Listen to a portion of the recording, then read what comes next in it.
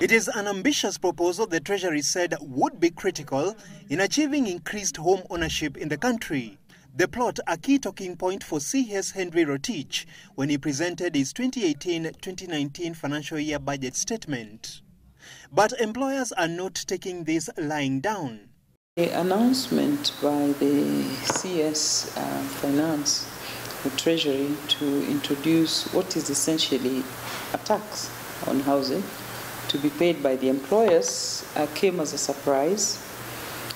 I think the idea is the funding of the government's initiative and plan. It's part of the Big Four agenda. In the plan, Treasury is pushing for the amendment of Section 31 of the Employment Act, which will see employers contribute a maximum of 5,000 shillings to the National Housing Development Fund, as employees contribute 1% of their gross salary. So we find it difficult to support this proposal at this point because we do not know the parameters, the assessments which were done to arrive at the quantum, what is the direct benefit that each employee will get. Are we guaranteeing that all employees in the formal and informal sector will get the low-cost housing? In particular, employers are worried about the fate of existing housing units currently in place. We have the Housing Act, which already talks about a housing fund. What's the difference between this one and the one in the Housing Act? Is it the same? But Treasury says it means well.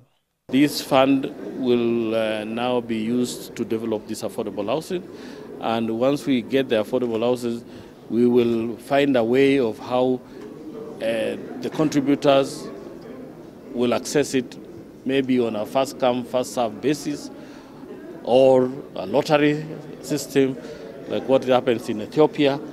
Well, it appears employers and workers have got more questions than answers with regard to the proposed housing scheme. The main concern being the cost implications going forward. Inaniumiza kwa sababu I'm still earning the same amount of money.